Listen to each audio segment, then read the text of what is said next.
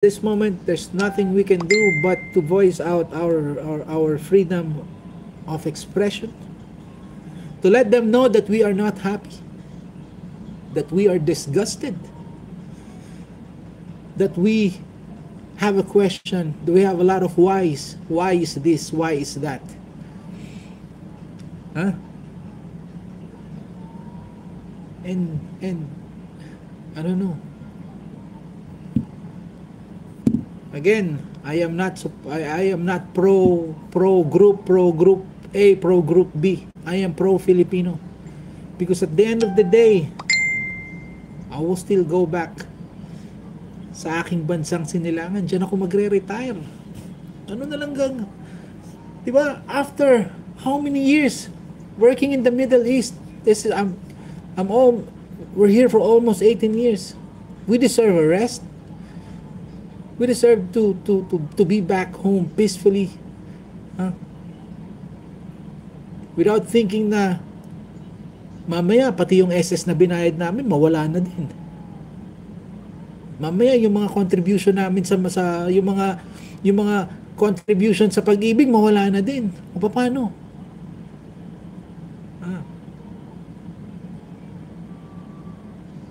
We don't know and we cannot do anything but only, and the best is to pray for our loved country, Philippines. Yes.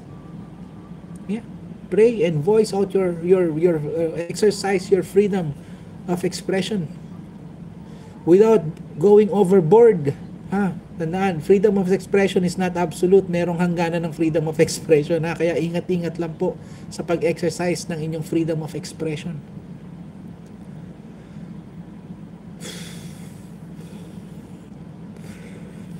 Kasi from the una natin pag-usapan kasi naiisip ko na naman kung ano yung mga nangyari kasi why bakit alam niyo naman that it's all planned na ilalabas siya sa bansa. For what reason we don't know.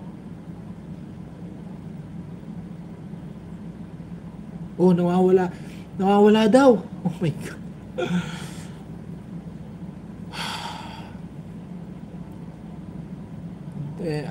Ako personally, that's what I'm afraid of, na pag si Duterte inilabas ng Pilipinas,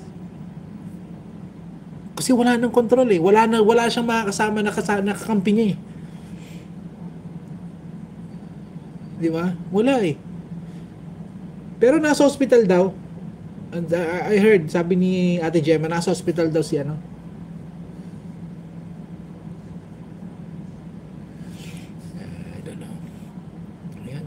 this is what I can do for the country is voice out or exercise my freedom of expression, to voice out that I am disgusted on what's happening. Why is it being allowed? Where are the advocates of human rights? Where are the advocates of the Constitution? Where are you?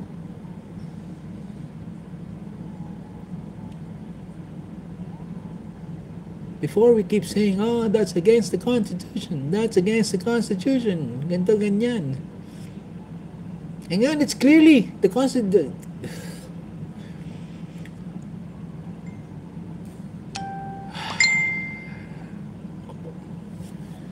Paano na tayo?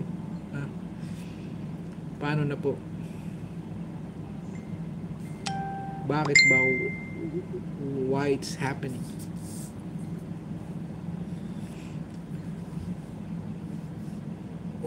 Mawawala na ako ng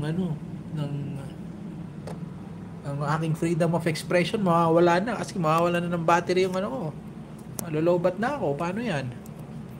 Ang ating freedom of expression sisikilin ng ating cellphone kasi mawawala na siya ng battery.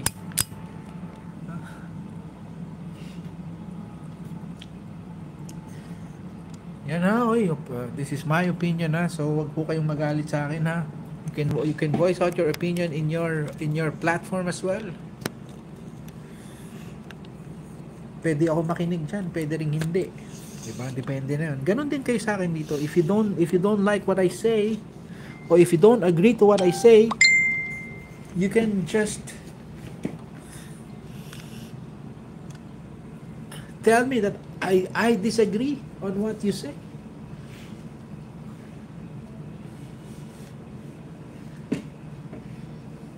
Huh?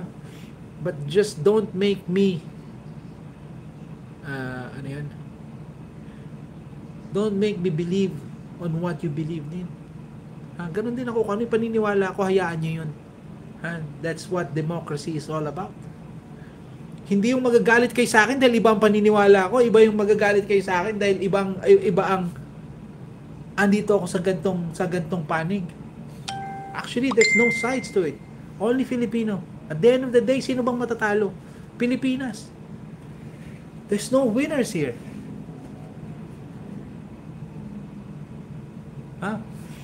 Walang panalo. Lahat tayo talo as a Filipino. We all failed. Because the government that we choose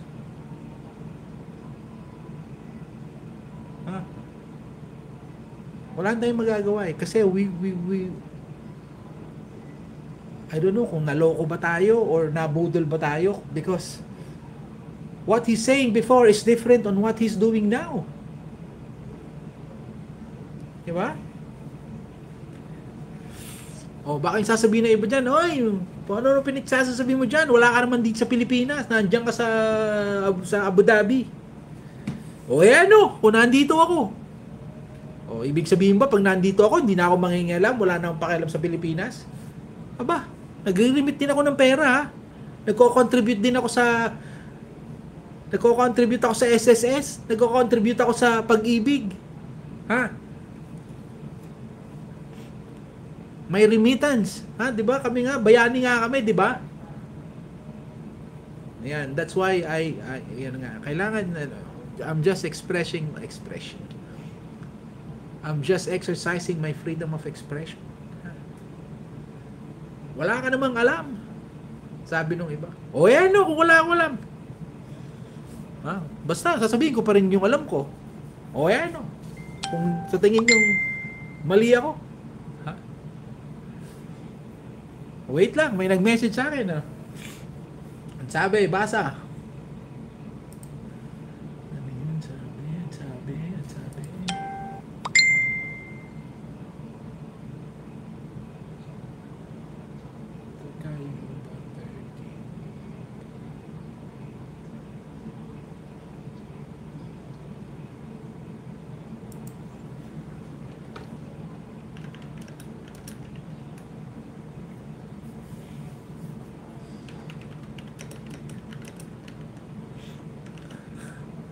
Sabi nila salita ka ng salita dyan, wala naman nanonood sa'yo. O yan no.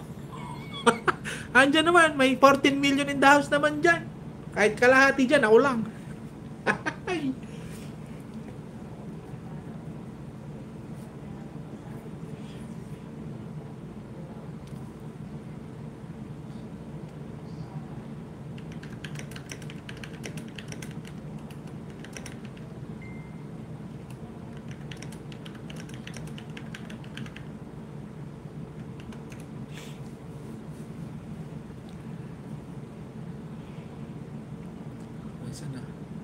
Ano yan? Wait lang, di ko nabasa. Obvious sila, greedy of power. O yan. Andahin pala meron pala mga nakikinig-kinig dyan sa mga talumpati natin, ha? 43 lang daw namatay sa extrajudicial killing. 43 lang daw. Sino nagsabi? Yan. We are not here for those who are in the position. Now instead we are here for our country we love. Yeah, correct.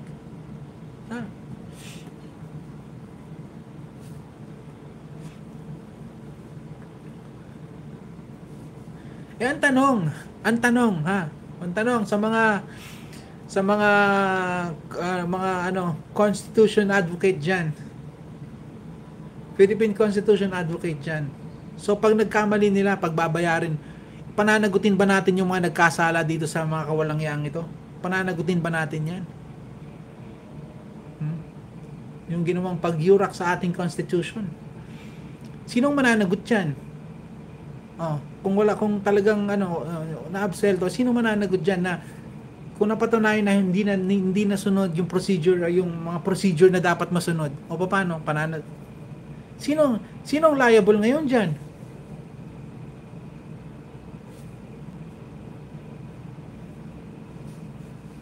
Talagang mga pera-pera eh. Punta kayo dito sa akin, hindi pera usapan, bibigyan ko kayo ng bananas ha. Magpa-member lang kayo, bibigyan ko kayo ng bananas dyan. Hindi nyo na kailangan paano na tayo? Anyway, what we can do is abangan ang susunod na kabanata. Let's just wait.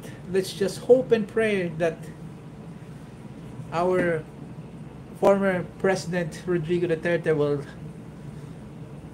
still be in good health hanggang sa makabalik siya sa Pilipinas.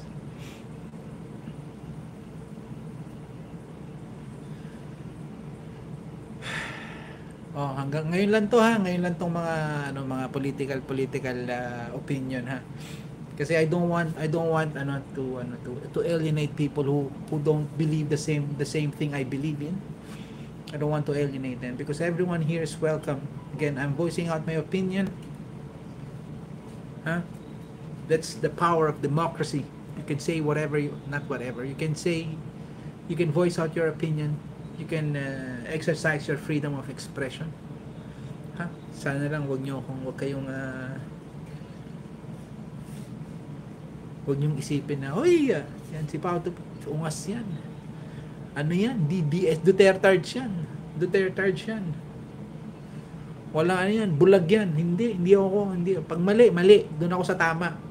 Basta ako, pro-Filipino ako, pro-Philippines ako, para sa Pilipinas ako, sa ikaw unlad ng Pilipinas. Because at the end of the day, sa Pilipinas pa rin ang balik ko eh. Hindi naman ako magiging citizen dito eh. And even if I can be a citizen here, I am choosing to go back to the Philippines to retire there. Because there is no place like home. Yan lang laging tatandaan nyo. There is no place like home. Kahit pa sabihin mo, komportable ka na sa kinatatayuan mo ngayon. Malamig ang kinalalagyan mo. Kaya dito sa akin, malamig. Malambot ang kama mo dyan. Paglabas mo, may snow. Paglabas mo safe ka, alam mo. But still, there is no place like home. Iba pa rin yung feeling ng yung feeling na I am at home. Yun na yun. Lumalamig na po dito sa kwarto ko lalo.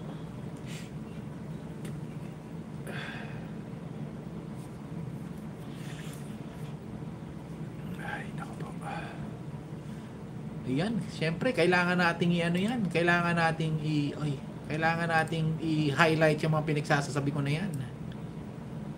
Highlight natin.